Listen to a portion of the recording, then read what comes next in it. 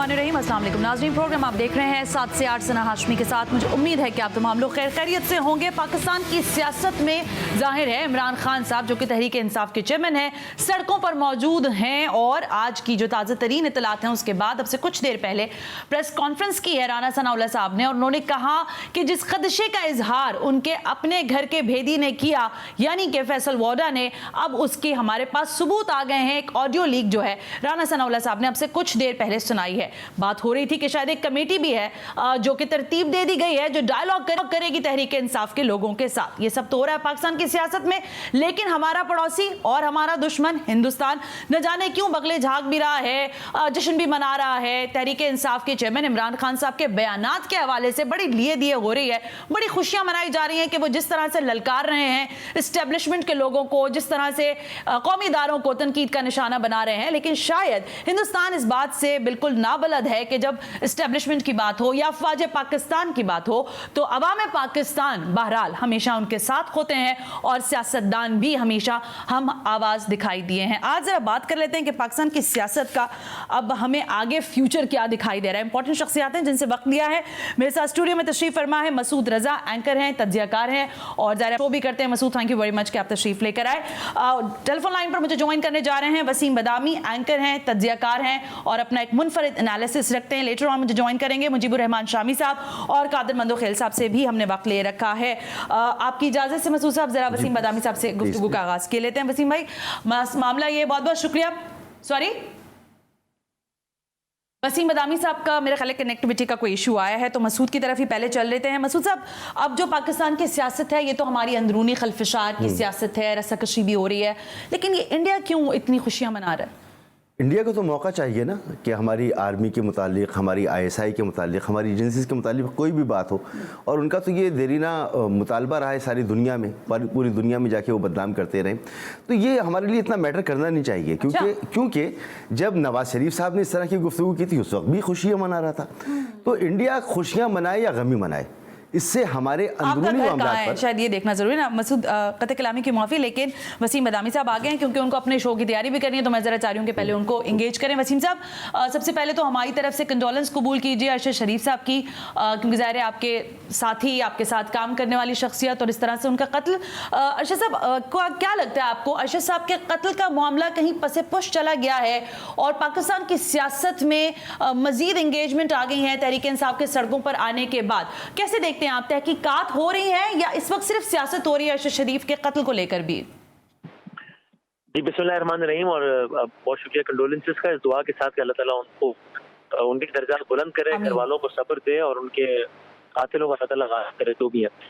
अब देखिए, आपने पूछा कि क्या तहकीकात हो रही है। नहीं, आज से बहुत सालों पहले जब हामिद मीर साहब का जब वाक़या हुआ था, बहुत ही अफसोसनाक है, और कब एक और अफसोसनाक बात ये भी थी कि जिस तरीके से आपस में ही जो है वो डिवीजन करके उन पर हमले को जिस तरह कुछ लोगों ने मशकूक बनाया, वो बड़ा अफसोसनाक था कि एक बंदा जो है वो बिस्तर पे था, जिंदगी मौत की कश्मकश लड़ा था और बहुत सारे लोग कह रहे थे कि तो ड्रामा कर। लेकिन उस वक्त मैं किसी तरह से एक टॉक शो में शरीक था और उस वक्त भी बहुत शोर होगा था कि कमीशन बनाओ, ये करो, वो करो, पता नहीं क्या क्या करो। तो मुझे याद है जावेद चौधरी साहब एंकर थे, उन्होंने मुझसे पूछा था कि आपको क्या लगता है कि इस कत्ल का कुछ होगा, इतना शोर मच गया आपको, तो उसका कुछ पता चलेगा कौन है?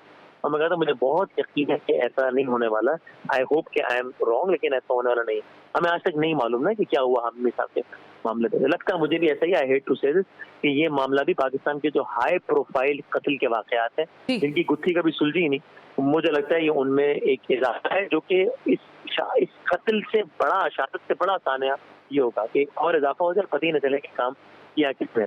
अच्छा, मैं इसी में फिर आप जब कह रहे हैं तहकीकात का, तो फिर ज़ाहिर है आज हमने देखा कि ARY TV के जो मालिक हैं सलमान इकबाल साहब, उन्होंने खुद भी एक ट्वीट किया और उस पर उन्होंने कहा कि मैं तो इस पर तहकीकात करवाना चाहता हूँ UN से। तो वो खुद इस तहकीकात में किसी भी तरह से मुआवजा देने या फराहम करने पर आमादा हैं कि अब जो, क्योंकि उन पर इल्ज़ामात बड़े भारी लग रहे हैं। जी हाँ, बिल्कुल ऐसे। और ये बहुत ही मतलब ये मुझे का खेज बात है कि जो आप जो मुतासिरीन में से हो, आप उन पर कुछ भी कोई ऐसा कह दे कि जिससे शुबह जाने लगे कि कहीं यही जो है वो मुआविनीन में से है, कत्ल के मुआविनीन में से है। जिस तरह मैंने पहले कहा, और हामिद मीर साहब वाले मामले में भी जो ये कर रहा था वो बहुत अफसोसनाक और शर्मनाक काम कर रहा था कि भाई कितना भी तो लगी नहीं है, ये तो खुद ही करवा दिया, ये तो ये हो गया, ये हो गया। और तो इस तरफ से मुतासरीन को ही आप मुआविनीन बनाने का ये ढंढोरा पीट के आप वक्ती तौर पे शायद कोई फायदा हासिल कर सकते हैं अपने मुखालिफ को देर करके, ट्रस्ट में इससे लॉन्ग टर्म में कोई फायदा होता नहीं, उल्टा नुकसान ही होता है। इस पर कौन बिलीव करेगा? सो उन्होंने कहा है बिल्कुल कि कहा है उन्होंने कि अक़वाम मुत्तहिदा के लोगों के ज़ेर निगरानी जो है वो कोई कमीशन बनाए और उसमें हर तरह से तहकीकात तैयार है। तो मेरा ये ख्याल है कि जब हुकूमत ये कह रही है, पाक फौजी कह रही है, सलमान इकबाल ये कह रहा है, सब ये कह रहे हैं, तो क्या ही अच्छा हो कि कोई ऐसा इंटरनेशनल फोरम हो जाए, क्योंकि अनफॉर्चुनेटली हमारे यहाँ हिस्ट्री तो है ना कि लोकल इन्वेस्टिगेटर्स का मामला तब कॉम्प्रोमाइज हो जाते हैं ना, कॉम्प्रोमाइज और ये फैक्ट है ना, हम लोग हाँ ऑब्वियसली इसमें कोई दो राय नहीं है। लेकिन वसीम साहब देखें, ये तो एक बहुत ही हाई प्रोफाइल केस है, हाँ हाई प्रोफाइल केस है, और आप कह रहे हैं कि शायद इसकी तहकीकात उसी अंदाज से होनी चाहिए जैसे मुतालबात हैं हाई प्रोफाइल। लेकिन इसके साथ साथ देखें सियासत चल रही है, तहरीक इंसाफ अब सड़कों पर आ गई है। आप बड़े जहादीदा आदमी हैं, अपना प्रोग्राम भी अपने एनालिसिस की बेस पर बड़ा अच्छा करते हैं। ये फरमा दें कि आपको क्या लगता है इस पूरे मंजरनामे में तहरीक इंसाफ क्या जो अचीव है वो कर सकती है? इमरान खान साहब बिलखुसूस क्या अचीव कर सकते हैं? क्योंकि इंडिया जो अचीवमेंट्स दिखा रहा है वो तो सिर्फ और सिर्फ ये दिखा रहा है कि आपके मुल्क की जो एजेंसीज हैं उनको मलाइन कर रहा है, इससे ज्यादा की कोई और चीज मंजर पर है नहीं शायद। देखिए ये इतना जो हिस्ट्री के स्टूडेंट्स हैं, जो पॉलिटिक्स के जर्नलिज्म के स्टूडेंट्स हैं, उनके लिए इतनी इंटरेस्टिंग केस स्टडी है ये। नॉट लॉन्ग अगो बिल्कुल टेबल्स टर्न थे जब नवाज शरीफ साहब और उनकी पार्टी का नैरेटिव ये था कि पाकिस्तान तहरीक इंसाफ और उससे रिलेटेड लोगों से मुताल्लिक जनाब किस तरीके से उनको एजेंसी की सपोर्ट मिल रही है, और उनका बयानिया जब इंडियन चैनल्स ने उठाया, हालांकि उस शब्दों में से नहीं उठाया था जिस तरीके से इमरान खान साहब को उठाया, तो पूरी तहरीक इंसाफ ऊपर से नीचे सबने कहा कि लो जी बात खत्म हो गई, बस हमारा वी रेस्टार केस ये तो साबित हो गया। हम कल तक कहते थे ना कि ये मोदी का यार गद्दार है, देखो आज इंडिया इसकी जो है वो बगले बजा रहा है, तो इसका मतलब देखो एक नवाज शरीफ का नैरेटिव और इंडियन का नैरेटिव सेम ही है, यानी कि नवाज शरीफ इंडिया को सब कर रहा है, यानी कि मोदी का यार है, यानी कि गद्दार है। बात ये ऑन रिकॉर्ड इमरान खान साहब ने यहाँ तक कहा कि अजीब इत्तेफाक है कि एक तरफ नवाज शरीफ बहुत कुछ तनकीद करता है और भारत हमारे फौजी मारना शुरू कर देता है, यानी उन्होंने इन दोनों का भी कनेक्शन जोड़ा। हम उस वक्त भी ये कहते थे और तहरीक इंसाफ के दोस्त बुरा मनाते थे कि भाई अगर इंडिया के इंटरेस्ट को कुछ सूट कर रहा है और वो अगर इस पे जो है वो शादियाने बता रहा है तो ठीक है, हमें सोचना चाहिए कि हमें वो बात करनी है या नहीं करनी है, मोहतात अंदाज से करनी है। लेकिन इससे ये कैसे साबित हो जाता है कि कोई इंडियन एजेंट है यार? तो वो उस वक्त भी ये बात इतनी फजूल थी और उस वक्त लेकिन तहरीक इंसाफ के दोस्त बिल्कुल नहीं मानते थे। वो कहते थे कि देखें हर आदमी जो नवाज शरीफ का तरफदार है वो ये बातें करता है, और आज भी बात इतनी फजूल है। खान साहब को अपनी बात पे बिल्कुल एहतियात करनी चाहिए, वो 100% करनी चाहिए। लेकिन वसीम साहब इसमें एक पॉइंटर सिर्फ मैं आपसे पूछ लूं, देखें वो जो नवाज शरीफ साहब ने गुफ्तगू की या बाकी ईमानदार लोगों ने एस्टेब्लिशमेंट या बिल्कुल एजेंसीज के खिलाफ गुफ्तगू करते रहे, उसमें एमकेएम के हवाले से भी आप बात करते हैं, बानी एमकेएम रहे और बाकी सारे लोग भी, ये बताएं लेकिन इस दफा मसला ये या मंजर इसलिए चेंज है कि डीजीआई खुद मंजर पर आए, उन्होंने प्रेशर किया, उन्होंने बात की, तो अब इसके तनाजुर में आप कैसे समझते हैं कि ये जो बैशिंग अब इंडिया की तरफ से हो रही है इसको कहीं ना कहीं बहरहाल रोकना, वैसे तो पाकिस्तानी हम लोग टीवी इंडस्ट्री के लोग हैं, हमारी जिम्मेदारी है, लेकिन सियासतदानों का भी तो बनता है ना इस पे रोल। 1000% बनता है। इसीलिए मैंने कहा कि मैं तो खाली इस दायरे में बहस कर रहा था कि जनाब इसकी बुनियाद पे इंडियन एजेंट और गद्दारी के सर्टिफिकेट बांटना नहीं चाहिए हमें, लेकिन क्या हमें एहतियात करनी चाहिए? 100% एहतियात करनी चाहिए। और अगेन अगर खुद एक पाकिस्तान की तारीख में पहली मरतबा एक हसास इदारे के सरबराह ने आकर बात की है तो इस बात की वेटेज तो है ना। और हम अच्छा इस सरबराह को हम ये इल्जाम भी नहीं दे सकते किसी भी तरीके से, इनको ट्रैक रिकॉर्ड इस बात का गवाह है कि जनाब तशहीर के शौकीन है, क्योंकि उन्होंने तो अहम तरीन इजलास में भी जो है अपनी तस्वीर कभी शायर नहीं करवाई। तो अगर वो भी मजबूर हुए कि वहाँ के यहाँ पर आए तो मामला बहुत ही हसास है, तो इसकी एहतियात 100% तरीके से आपको करनी चाहिए। क्या खबर है वसीम, आप बताइए कि क्या डेट किसी तरह से कोई बात हो रही है अली इलेक्शन की? फरवरी के अंदर बात सुनने में आ रही है, आप इस्लामाबाद में मौजूद रहे, क्या वहां पर ये खबरें थी, इसके हवाले से कुछ सुनगुन हुई? मुझे ऐसा लगता है कि अभी आज की अगर हम बात करें, पाकिस्तान में जो है वो सियासी मंजरनामा हर 24 घंटे में तब्दील हो जाते हैं, और खासतौर पर ऐसे वक्त जब अभी इमरान खान साहब सड़कों पर निकले हुए हैं तो देखते हैं कि अगले 5 दिनों में वो क्या माहौल बनाते हैं। आज की तारीख में तो मुझे ऐसा लगता है कि सियासी हवाले से भी और हर हवाले से लड़ाई बहुत आगे चली गई है, बहुत नेक्स्ट लेवल का मामला हो गया है। और इस वक्त मेरा ख्याल है इमरान खान साहब को कोई भी मुतालबा इस वजह से भी तस्लीम नहीं किया जाएगा कि उसको फिर उनके जो मुखालिफिन हैं वो अपनी सियासी शिकस्त से ताबीर देंगे, और वो ऐसा नहीं होने देंगे। तो मुझे नहीं लगता कि इस वक्त जो इमरान खान साहब का ये मुतालबा पूरा होने जा रहा है। 5-6 दिन बाद तो बिल्कुल ही अलग माहौल बना दें, पसपा करते हैं सबको, तो हैरत अंगेज बात होगी, लेकिन मुझे बड़ा मुश्किल लगता है। Well thank you very much Waseem Badami, बहुत बहुत शुक्रिया हमसे बात करने के लिए। ये मसूद रज़ा साहब गुफ्तगू आपने सुनी, आपका अपना एक मुनफरिद एनालिसिस है। आपने ज़ाहिर है अभी हम गुफ्तगू कर रहे थे बिफोर द प्रोग्राम 2008 और उसके बाद भी जितनी दफ़ा सड़कों पर मोमेंटम क्रिएट किया गया है सियासी जमातों की जानिब से, आपने देखा है ये कितना अचीवमेंट होगी इमरान खान साहब के लिए कि वो सक्सेसफुली यहाँ से इलेक्शन की डेट लेकर जाएं। और अगर ऐसा नहीं होता तो उनका वोटर, उनका सपोर्टर और ये सारे लोग जो बाहर उनके साथ हैं उसको कितना डेंट पहुँच। देखिए, इमरान खान साहब के पास ये जो ऑप्शन था ना लॉन्ग मार्च का, इसको मैं कहता था ये सेमीफाइनल है। अच्छा, ओके।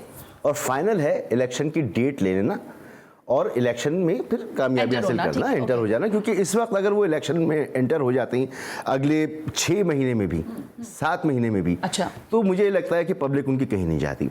अच्छा, अगर वो डेट नहीं भी लेते तो क्या होगा? उनका वोटर, उनका सपोर्टर वो घर जाके बैठ जाएगा। मगर क्या उसके दिल से नफरत निकल जाएगी? क्या इमरान खान का बयानिया उसके दिल से निकल जाएगा?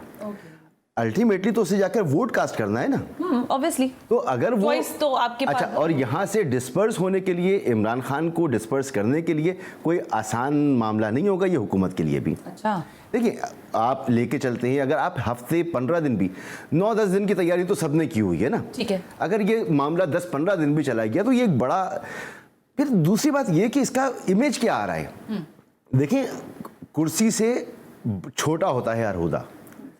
जब कुर्सी पर दाग लगता है उस पर, उससे हम बात करते हैं वजीर आजम शहबाज शरीफ से नहीं, उनकी चेयर से बात कर रहे हैं हम, सदर मुमलिकत से बात कर रहे हैं हम, आर्मी चीफ से बात कर रहे हैं, उनकी चेयर से बात कर रहे हैं। अगर उनके सामने हज़ारों लोगों का मजमा, 1 लाख, 1.5 लाख, 2 लाख, मैं मोहताज अंदाज से बात कर रहा हूँ, इतनी बड़ी पब्लिक अगर इस्लामाबाद में जमा हो जाती है तो क्या किसी महज़िब माशरे में इतनी बड़ी आवाम को इग्नोर किया जा सकता है? Obviously not, obviously. अच्छा, हम कर देंगे इग्नोर, क्या दुनिया करेगी? क्या इस वक्त दुनिया का मीडिया ये सारे मनाजिर दिखा रहा है, बात कर रहा है? और सबसे खतरनाक बात जो वसीम जो कह रहे थे ना, मामला नेक्स्ट लेवल का हो गया है। अच्छा, जब इतने अहम इदारों के सरबराह आकर बराह रास्त बात करेंगे तो अब पीडीएम की कोई अहमियत नहीं है। अच्छा, ये इंटरेस्टिंग पॉइंट है। देखिए, पीडीएम की क्या अहमियत? अगर पीडीएम, आपको याद होगा कि अरशद शरीफ साहब के मामले पर डीजी ISPR ने प्रेस कॉन्फ्रेंस भी की और एक खत लिखा जी।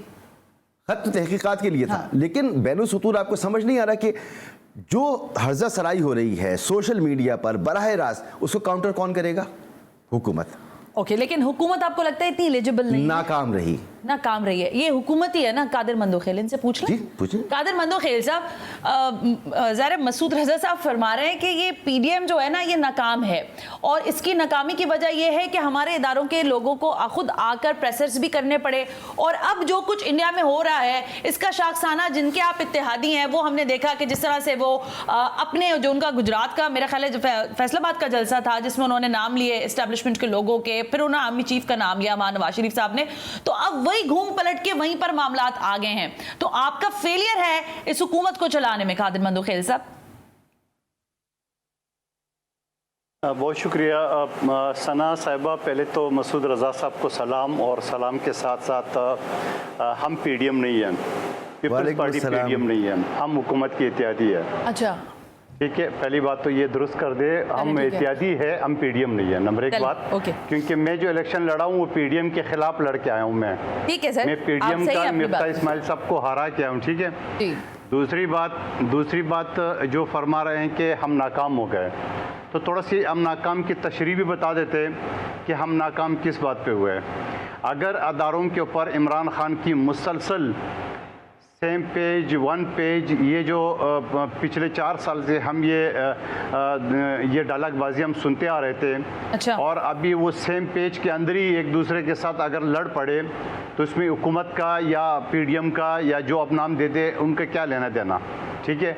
और हमें तो पहले से दिन पता था, आपको भी पता था कि उनकी लड़ाई हमसे नहीं है। अच्छा। वो अंपायर की उंगली ढूंढ रहे हैं और जो शख्स कहते हैं कि मैं इनकलाब लाऊंगा, मैं कदर कलामी चाह नहीं थी आपसे, एक मिनट रुकिएगा सर। ईंट से ईंट बजाने की बातें भी हमने माजी में सुनी हैं, फिर मैंने अभी आपको नवाज शरीफ साहब का तस्करा फरमा दिया, फिर ये अब ज़ाहिर हर एक, जैसे कहते हैं ना, हर एक तरह की स्टेज होती है। ईंट से बात शुरू हुई, फिर नाम लेने की बात शुरू हुई और अब बामुकाबला बात शुरू हो गई है। तो आपको लगता है कि ये फेवर करेगा पाकिस्तान के सियासतदानों को, क्योंकि बड़े मोतबर सहाफ़ी ये कह रहे हैं कि ये सब कुछ इनके हाथ से निकल जाएगा अगर इन्होंने इसी तरह सियासत की तो? कौन कह रहे हैं? सहाफियों के अपने अपने एनालिसिस है सर। वो कह रहे हैं फिर 11 साल सुकून से आराम से बैठिएगा ताकि कोई टेंशन ना हो किसी को काम साफियों को आप एक तरफ रखे। अच्छा, वो जमाना गया जो एक पाक शफाफ सहाफत होती थी, और अब तो हर आदमी के पीछे एक टैग लगा हुआ है कि कौन किस पार्टी के साथ है। माजरत के साथ सबकी मैं बात नहीं कर रहा हूँ, अक्सरियत की बात कर रहा हूँ, ठीक है। और अब तो चैनल के भी पता होता है फलां चैनल फलां पार्टी को सपोर्ट करे। बदकिस्मती से पीपल्स पार्टी को ना कोई चैनल सपोर्ट कर रहा है ना कोई साफी कर रहा है। और ये अभी ये बात मैं नहीं कर रहा हूँ, ये आपकी साफी बरादरी कह रहे हैं कि फलां जो है वो लिफाफा है फलां नहीं है। अच्छा चलिए लिफाफे पे आती हूँ मैं, ये लिफाफे पे आती हूँ, लेकिन मुझे ये बताएं आपने तहरीके इंसाफ के लोगों से कोई बातचीत के लिए कमेटी बनाई है कि नहीं बनाई है? ये बिल्कुल काबीना की कमेटी बनी है। नहीं, मरियम औरंगजेब साहबा ने अभी कहा है कोई कमेटी वमेटी नहीं बनी इनके लोगों से बात करने के लिए। वो तो कह रही है इनसे डायलॉग हम करेंगे, इनसे डायलॉग। राना सनाउल्लाह साहब ने कहा प्रेस कॉन्फ्रेंस में अभी। कंफ्यूजन। आपने मेरी बात कंप्लीट नहीं सुनी है। मैं ये कह रहा था मैं तो बनी है, मुझे तो लिफाफों में आप नहीं गर्दानते ना। नहीं लिफाफे आपके दिल में शक क्यों है ना? जब मैंने कहा कि सबकी बात नहीं कर रहा हूं, सबकी बात नहीं हो रही मसूद साहब, सबकी बात नहीं हो रही है। मैं कुछ कहूं फिर उसके बाद कहेंगे यार आपकी बात तो अच्छा, लेकिन इसमें एक इंपॉर्टेंट फैक्ट है। कादिर मंदोखेल साहब मैं वापस आती हूं, मैं आपकी तरफ आ रही हूं। मुझे नहीं, वापस आने से पहले मेरे जवाब तो मुकम्मल सुन ले सना जी, मेरे जवाब तो सुन ले। फरमाइए। देखिए, मैंने कहा कि हुकूमती कमेटी काबीना की कमेटी बनी है जो इस लॉन्ग मार्च को देख रही है, इसकी सूरत-ए-हाल को। अच्छा ओके। दूसरी बात ये आपने मरियम नवाज साहिबा का राना सनाउल्लाह का हवाला दिया है। मैं आपके तवसत से, मैं आपके चैनल के तवसत से, अपनी हुकूमत से, अपनी पार्टी से ये मुतालबा करता हूँ कि इनके लिए आप एक टीम तश्कील दे दें और इनको इंगेज करने के लिए, इनकी बात सुनने के लिए और उनसे बात करने के लिए। आप बात ना मानो जो कि इलेक्शन का शर्त है या कोई और शर्त है आर्मी चीफ का, लेकिन मुज़ाकरात ज़रूर कर रहे हैं। सियासी जमातों, जमहूरी जमातों के बीच में दरवाजे बंद नहीं होते हैं, दरवाजे हमेशा खुले रखने चाहिए। लेकिन मसूद साहब फरमा रहे हैं कि आपके हाथ से तो गेम निकल गया है, लेकिन मैं मसूद साहब से पूछूंगी कैसे। मैं ब्रेक ले लूं फिर वापस आते हैं। लाशों की सियासत, क्योंकि वादा साहब की जो प्रेस कॉन्फ्रेंस थी उसमें ये बात वाशगाफ अंदाज में उन्होंने कही। आज राना सनाउल्लाह साहब ने जो ऑडियो लीक की है, और इससे पहले भी वो हैकर पता नहीं किधर गायब हो गया है, मेरे ख्याल है उसके पास सारी लीक्स खत्म हो गई है, लेकिन ये लीक्स का सिलसिला अब राना सनाउल्लाह साहब ने आज शुरू किया है। ये कहां जाकर रुकेगा? और खुदा ना खास्ता मेरे मुंह में खाक अगर ये होता है तो फिर जिम्मेदार कौन होगा? ये उससे बड़ा और अहम सवाल है। इस ब्रेक के बाद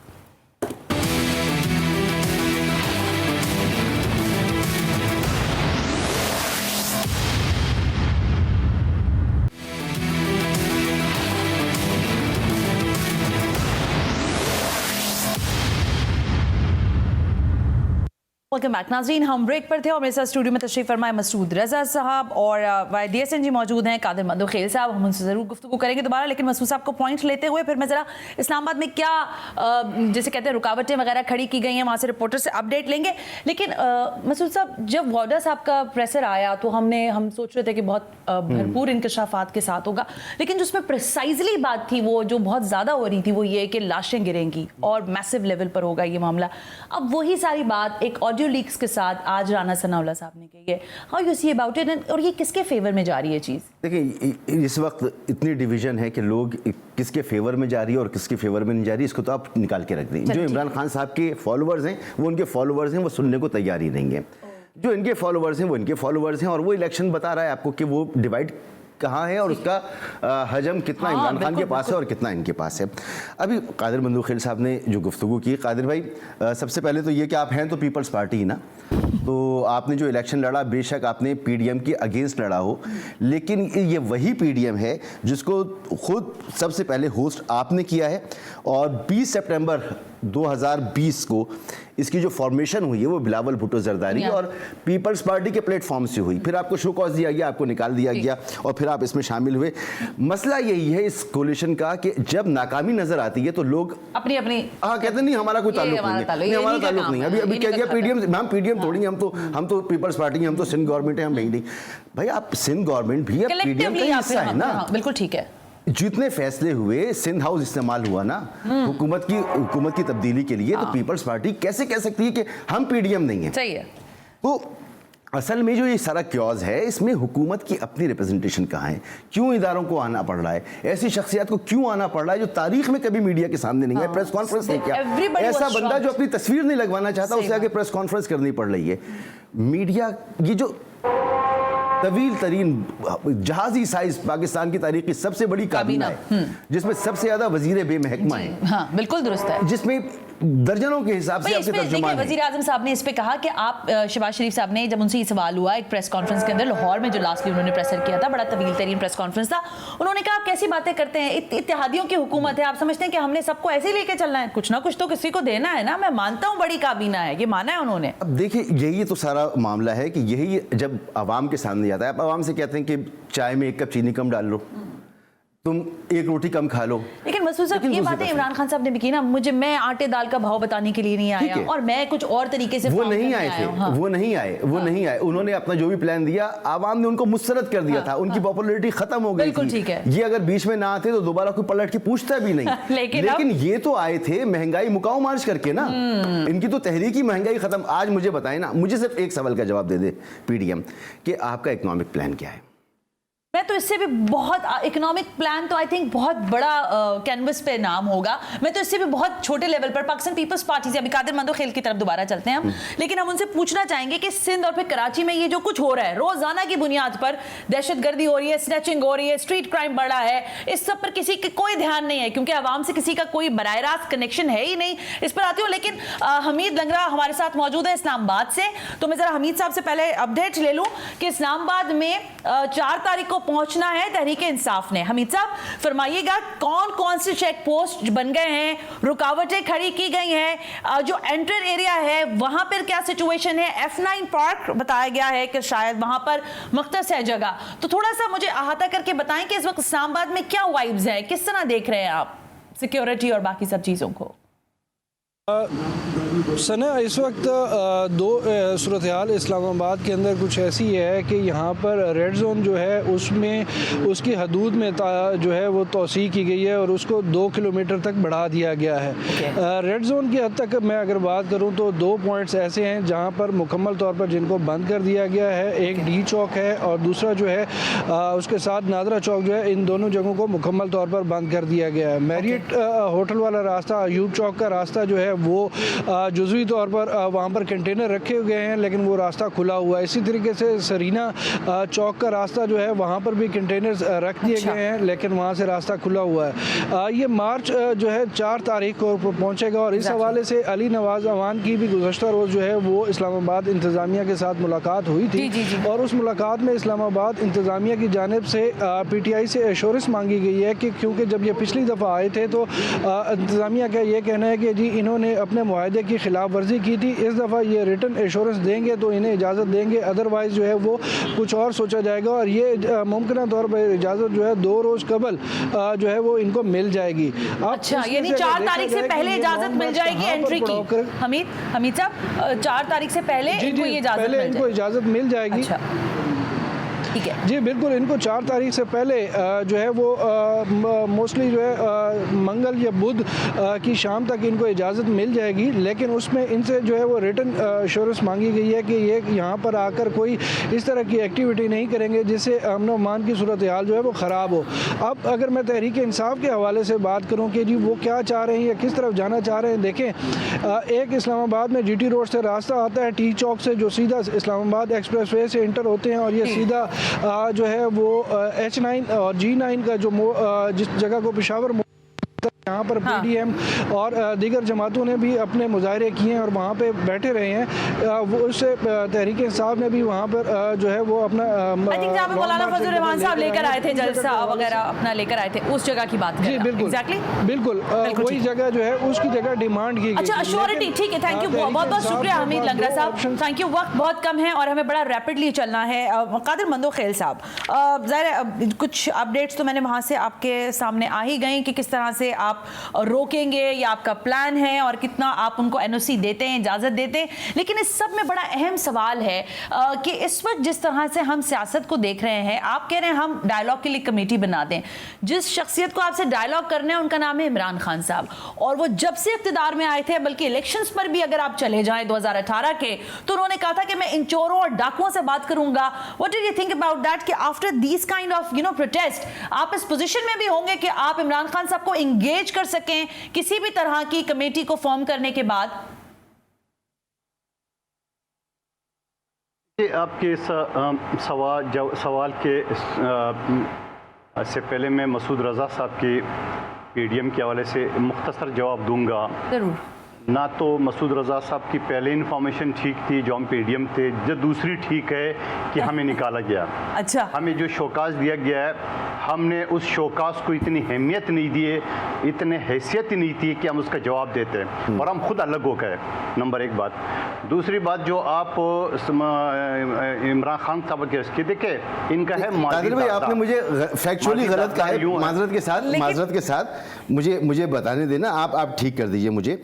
20 सितंबर 2020 बिलावल भुट्टो जरदारी उन्होंने इस्लामाबाद में मेडिएट होटल में एक प्रेस कॉन्फ्रेंस की थी जिसमें इन तमाम जमातों को बुलाया गया था, और वहाँ ये फैसला हुआ था, उसके मिनट्स मौजूद हैं, उसका एलामिया मौजूद है कि पीडीएम की बुनियाद वहाँ रखी गई और इसको ओन करती रही है पीपल्स पार्टी। कादिर मंदोखेल साहब, आप डबल चेक कर लीजिए ना, ये वाली बात तो सही है ना, मतलब मीडिया ने दिखाई दी ना। आप सही कह रहे हो। ये देखिए, पीडीएम के बुनियादी बिलावल साहब ने रखा, और उसके बाद जब पीडीएम की जनरल सेक्रेटरी ने हमें शोकास दिया है, पीडीएम है ना, पहले तो आपने हमें पीडीएम समझा, नहीं तो नहीं, हम पीडीएम नहीं है, हम पीडीएम नहीं है। अच्छा, आप अभी भी चलें इसमें बहस हो जाए। आप पीडीएम नहीं है, आप पीडीएम नहीं है, आप पीपल्स पार्टी है। वैसा तो ना कर, हम नहीं है पीडीएम, हम। लेकिन आप फिर एक सेकंड कादिर मंदोखेल साहब, फिर डायलॉग फिर यही रुक जाएगा। फिर आप मुझे ये बता देना कि इत्तेहादी हुकूमत का हिस्सा है आप, कोलिजन पार्टनर्स हैं, आपको एंगेज करना है इमरान खान साहब को। ये पीडीएम का प्लेटफॉर्म ही तो है सर, जिससे एंगेजमेंट होना चाहती है, और हुकूमत किसकी है? फिर ये भी एक क्वेश्चन है सर। देखिए, आप मसले को उलझाओ नहीं। सर, मैंने उलझाया किधर है? हम हुकूमत का मुझे बोलने देना। अच्छा, बात कर लीजिए, ब्रेक अभी लंबा है। मेरी अपनी तजवीज़, मेरी एक तजवीज़ थी कि हुकूमत जो है ना, उनको खुद ऑफर करने चाहिए मुज़ाकरात का। ठीक है, इमरान खान साहब करे ना करे वो अलग बात है, लेकिन हमें अपने तौर पे हम एक टीम बना के उसको स्टैंड बाय करना चाहिए कि बाबा, अगर आप बलूचिस्तान अलहदगी पसंद से बात करना चाहते हो मौजूदा हुकूमत से नहीं, आप तालिबान से बात करना चाहते हो मौजूदा हुकूमत से नहीं है, तो भाई अगर हमसे बात करना चाहिए, ये हमारा फोरम है, नहीं तो जो आपसे हो सके वो आप कर देना। ये शख्स ना बुज़दिल शख्स है। हामिद मीर साहब के साथ उसके इंटरव्यू मौजूद है कि जब एक वारंट है, मैं 10 फुट ऊंची दीवार पलांग के भागा। जिस शख्स की भागने का रिकॉर्ड हो, जिस शख्स की अबीबुल्ला की भागने का रिकॉर्ड हो, उससे हम डरने वरने वाले नहीं है। ठीक है ना? बात ये, अबीबुल्ला न्याजी की बात करूं, ठीक है, बात ये है, बात सिर्फ इतनी है, सुन ले, मुझे मुकम्मल थोड़ा सा जुमला कम ले दो। सब बात ये है कि सना साहिबा, मसूद रज़ा साहब, अगर हम इमरान न्याजी साहब की बात मान ले, तो आप मुझे बताओ, कल तालिबान आएंगे, कल टीएलपी आएगी, कल जमीयत आएंगे, कादिर मंदोखेल साहब, इलेक्शन की डेट मांगने में तालिबान का क्या लेना देना? एक जमात है, एक मिनट, कादिर मंदोखेल साहब, इलेक्शन की डेट अनाउंस करने में तालिबान का क्या लेना देना सर? ये तो बता दें। किस बात का डेट क्यों दे? ये आसमान से उतरा हुआ है, ये आसमान से उतरा हुआ है। एक शख्स जो 2018 की असेंबली में, अच्छा मुझे आप मुझे पूरा सुनेंगे तो फिर आप दोनों अगर बोलेंगे, मुझे बोलने नहीं देंगे तो मजा नहीं आ गया। ये शख्स आसमान, अच्छा मुझे अब 1 मिनट तो बोलने देना। मैं ये कह रहा हूं कि ये शख्स है कौन, जिसका आता पता नहीं है मुझे, मैं गहराई में नहीं जाऊंगा। बात ये होता ना, ये शख्स कह रहे जब 2018 का इलेक्शन हुआ था, आरटीआई सिस्टम बिठा के इसको 155 सीटें दिलाई है, हमने कहा इलेक्शन करा, उसने बोला नहीं, इलेक्शन वक्त पे होगा, ये भी हमारा है। अगर उसी असम्बली के तहत हमारी हुकूमत है, तो उनकी हुकूमत जायज़ थी उसी असम्बली के अंदर, उसी असम्बली के तहत हमारी हुकूमत है तो नाजायज़ है। तो मैं ये कहना चाह रहा हूँ, ये शख्स जो है ना, ये हमारी कमजोरी है कि 5 में इनके सारी करप्शन, सारी इनकी जो मुल्क दुश्मनी के बावजूद हमने उसके ऊपर हाथ नहीं डाला। मैं मानता हूँ ये हमारी कमजोरी है, हमें करना चाहिए। मैंने राना सनाउल्लाह को असेंबली के फ्लोर पे बोला, मैंने उसको डायरेक्ट बाय फेस बोला कि आप जो है ना इस आदमी को तोशा खाना इलेक्शन कमीशन। मुझे ब्रेक का कहा जा रहा है कादिर मंदोखेल साहब, मैं ब्रेक पे जा रही हूँ, मैं ब्रेक पे जा रही हूँ सर। आखिरी बात, हाँ, मैं मुल्क दुश्मनी क्या है? मुल्क दुश्मनी में डेफिनेशन बताता हूँ। मुल्क दुश्मनी पे बात आ गई है, लेकिन मेरा ख्याल है शायद इस सारे सिचुएशन में ये सवाल अहम है कि क्या पीडीएम या जो इत्तेहादी हुकूमत है ये इलेक्शन पर जाना चाहती है या नहीं। Right after this break.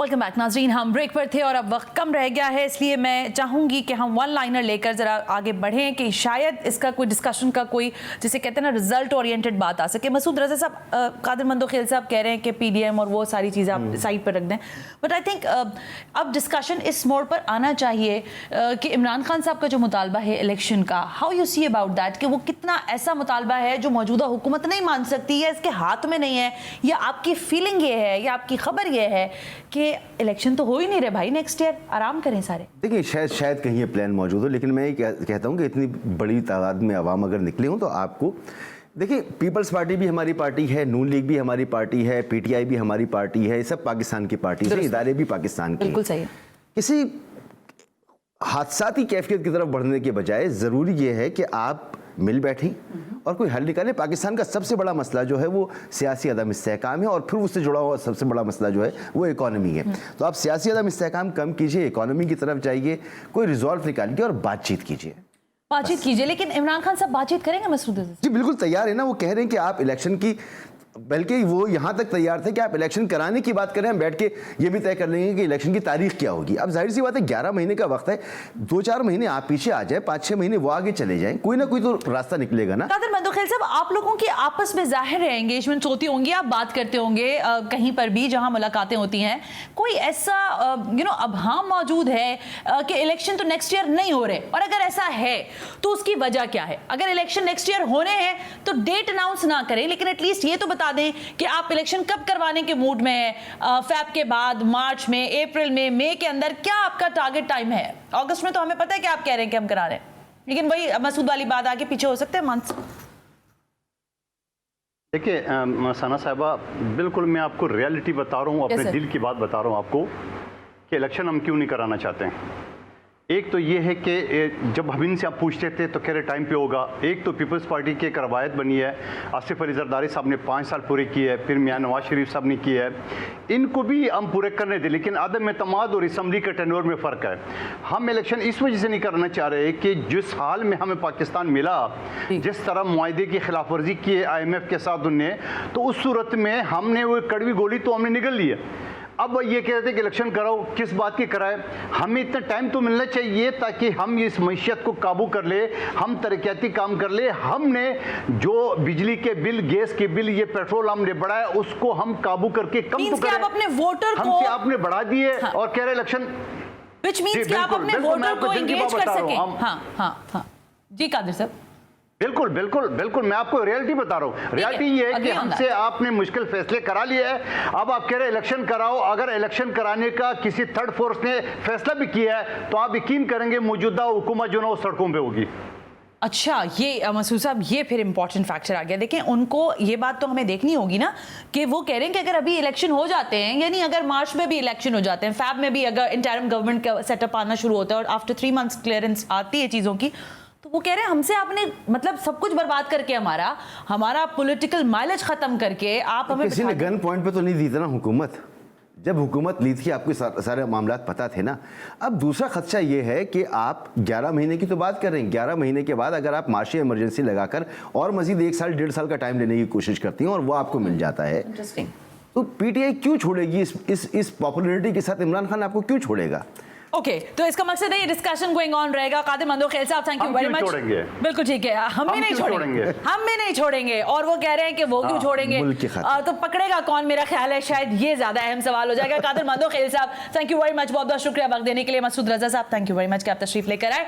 Programme करने का मकसद यही होता है कि पाकिस्तान की सियासी मंजरनामे पर उभरते हुए कब, कहाँ, क्यों, कैसे के सवालात के जवाबात लिए जाएं। इलेक्शन डिले एक चीज सामने आ रही है, लेकिन ये फैक्टर कितना बड़ा डेंट पहुंचाएगा सिस्टम को, शायद ये हमें देखना होगा। आज के प्रोग्राम से सना हाशमी को इजाजत दीजिए, अल्लाह हाफिज।